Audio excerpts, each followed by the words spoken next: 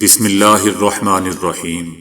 السلام علیکم دوستو، دنیا بھر کی خبروں میں آج آپ سنیں گے، لیکن اس سے پہلے اگر ہو سکے تو لائک اور سبسکرائب کا بٹن ضرور دبا لیں۔ شکریہ۔ قطر نے اسرائیلی رجیم کو متعدد پیغامات ارسال کیے ہیں جن میں کہا گیا ہے کہ حماس کے ساتھ قیدیوں کے تبادلے کے معاہدے کے دوسرے مرحلے اور غزہ میں جنگ بندی سے متعلق غاصب صہیونی رجیم کے اقدامات اور غاصب اسرائیلی وزیر اعظم نیتن یاہو کے اشتعال انگیز بیانات نے اس معاہدے کے اولین مرحلے کی تکمیل کو ہی خطرے میں ڈال رکھا ہے۔ قطریوں کی جانب سے اسرائیل کو بارہا غصے پر مبنی پیغامات ارسال کرتے ہوئے یاد دہانی کروائی گئی ہے کہ حماس کے ساتھ معاہدہ ان کے ساتھ بھی معاہدہ ہے، کیونکہ وہ اس کے نفاذ کے ضامن ہے۔ قطریوں کا مزید کہنا تھا کہ اسرائیلی حکام کے غیر ذمہ دارانہ رویے سے صہیونی رجیم کے قیدیوں کی رہائی کے اولین مرحلے کو ہی خطرہ لاحق ہو چکا ہے۔ اسرائیلی میڈیا کا بھی کہنا ہے کہ قطری حکومت نے گزشتہ ہفتے ثالث ہونے کے حوالے سے خاموشی کو ترجیح دی تھی، تاہم اسرائیلی چینل 14 کو دیے گئے نیتن یاہو کے انٹرویو نے انہیں شدید غصے میں مبتلا کر دیا ہے۔ غاصب اسرائیلی رجیم کی ریڈیو اینڈ ٹیلی ویژن تنظیم نے غاصب قابض صہیونی حکام کو خبردار کیا ہے کہ جنگ بندی معاہدے کے دوسرے مرحلے پر مذاکرات شروع کرنے میں ناکامی اس معاہدے کی خلاف ورزی ہوگی۔ اسرائیل اور حماس کے درمیان جنگ بندی معاہدے کے مذاکرات کا دوسرا مرحلہ ابھی تک شروع نہیں ہوا، جبکہ اسرائیل میں داخلی مذاکرات اور ثالثوں کے ساتھ حماس کی بات چیت جاری ہے۔ صہیونی رجیم جنگ بندی معاہدے کے پہلے اور دوسرے مرحلے کے درمیان ایک عبوری مرحلہ قائم کرنے پر غور کر رہی ہے۔ اس عبوری مرحلے میں جنگ بندی شامل نہ ہوگی، تاہم اس کے دوران قیدیوں کی رہائی کا عمل جاری رکھا جائے گا۔ غاصب اسرائیلی رجیم کے سیکیورٹی اداروں کو خدشہ لاحق ہو چکا ہے کہ رمضان المبارک کے مہینے میں تمام مذاکرات ناکام ہو جائیں گے اور جنگ بندی کا معاہدہ بھی ٹوٹ جائے گا۔ اسرائیلی میڈیا کا کہنا ہے کہ مقبوضہ فلسطینی علاقوں میں اندازہ یہ لگایا گیا ہے کہ حماس دوسرے مرحلے کے حوالے سے عنقریب پیش کیے جانے والے اسرائیلی مطالبات کو ہرگز تسلیم نہیں کرے گی، کیونکہ ان مطالبات میں حماس قیادت کی غزہ سے بے دخلی، حماس کے عسکری شعبے کی تحلیل، حماس کو غیر مسلح کیا جانا اور تمام اسرائیلی قیدیوں کی رہائی شامل ہے۔ اسرائیلی میڈیا کا یہ بھی کہنا ہے کہ اگر حماس نے نئے مطالبات کی مخالفت کی تو اسرائیل پہلے مرحلے کو زیادہ سے زیادہ توسیع دینے کی کوشش کرے گا، جس کا مقصد زیادہ سے زیادہ اسرائیلی قیدیوں کی رہائی اور جنگ بندی کی مدت میں اضافہ ہو۔ امریکی صدر ٹرمپ کا کہنا ہے کہ وہ غزہ کو خریدنے اور اس کی ملکیت کے بیان پر قائم ہیں۔ امریکی صدر کا کہنا تھا کہ فلسطینیوں کا خیال رکھیں گے، ان کو مرنے نہیں دیں گے۔ ان کا کہنا تھا کہ مشرق وسطی کے دیگر ممالک کو زمین کے کچھ حصے دینے پر غور کیا جا سکتا ہے تاکہ وہ وہاں دوبارہ تعمیر کے عمل میں مدد لی جا سکے۔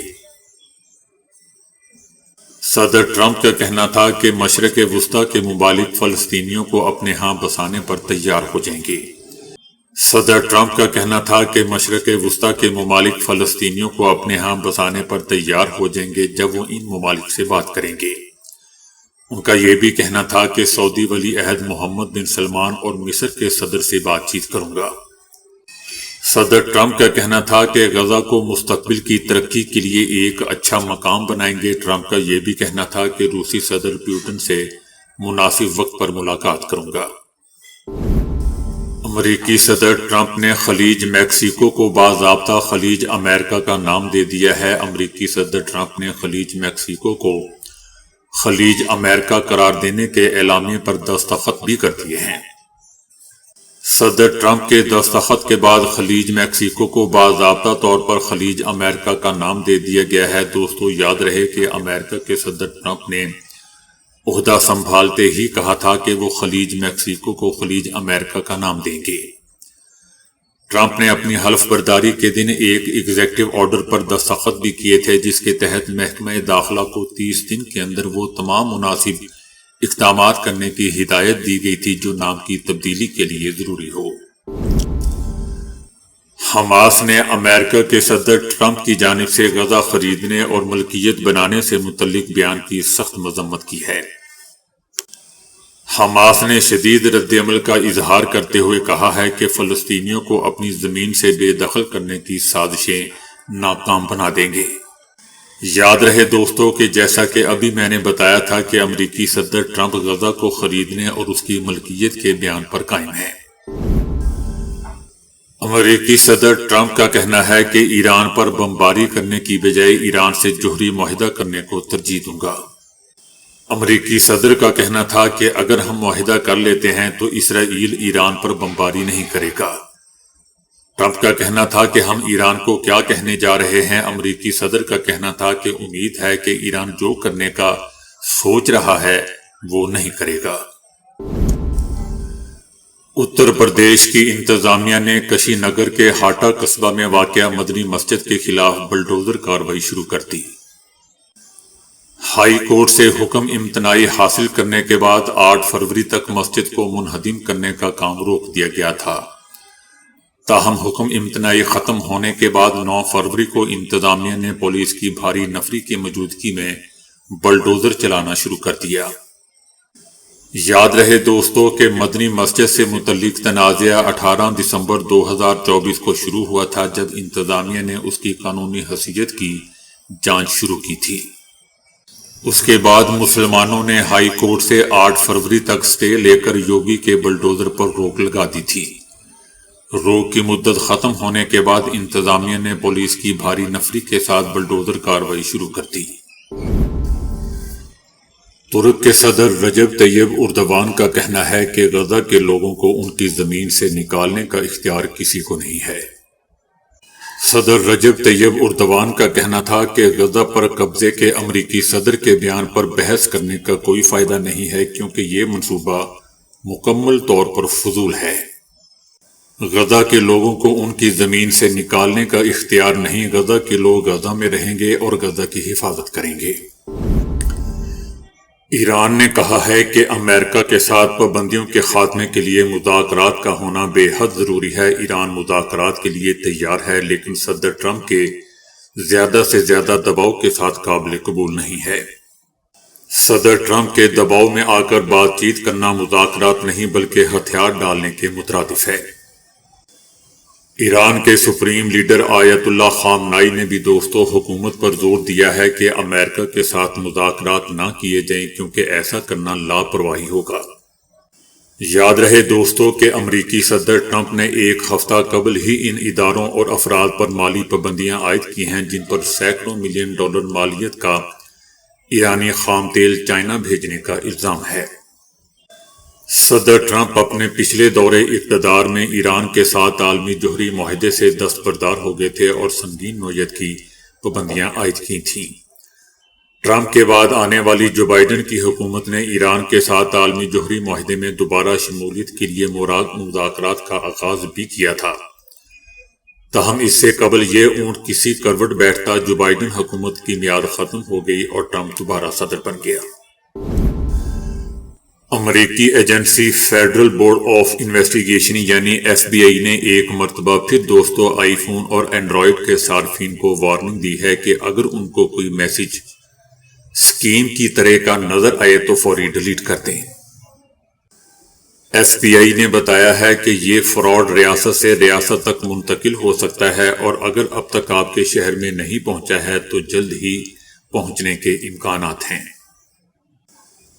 IFBR کا کہنا ہے کہ فراڈ کرنے والوں کا طریقہ کار سادہ سا ہے۔ متاثر شخص کو پہلے کسی ایجنسی کی جانب سے ایک عام سا میسج موصول ہوتا ہے جس میں کہا جاتا ہے کہ آپ پر کچھ رقم واجب الادا ہے جس کو فوری ادا کرنے کی ضرورت ہے۔ میسج میں بتائے گئے لنک پر کلک کرنے پر متاثرہ شخص کے سامنے ایک پیج آتا ہے جس میں اس کو اپنا بینک اکاؤنٹ یا کریڈٹ اکاؤنٹ کی معلومات درج کرنے کی ہدایت کی جاتی ہے۔ آپ نے لنک پر کلک کر دیا تو فراڈ کرنے والے آپ سے نہ صرف پیسے ہتھیانے کی کوشش کرتے ہیں بلکہ وہ آپ کی ذاتی معلومات جیسا کہ آپ کا ڈرائیونگ لائسنس نمبر اور یہاں تک کہ آپ کا شناخت بھی چوری کر سکتے ہیں۔ یہ فراڈ کرنے والے ٹول کمپنیوں کے علاوہ اسی قسم کے طریقے شپنگ کمپنیوں، ٹیکس ایجنسیوں اور امیگریشن سروسز یا کسی شہر میں آنے والے نئے افراد یا مجبور شہریوں پر بھی آزماتے ہیں۔ عمران خان کا کہنا ہے کہ 26ویں ترمیم کے بعد عدالتوں کو کنٹرول کیا جا رہا ہے۔ اڈیالہ جیل کے اندر بھی کنٹرول ماحول میں ٹرائل کیا جا رہا ہے۔ صحافیوں اور وکلاء میں پک اینڈ چوز کیا جاتا ہے۔ وکلاء کی فائلیں سکین کر کے ان کی فائلوں کو کہیں اور بھیجا جاتا ہے۔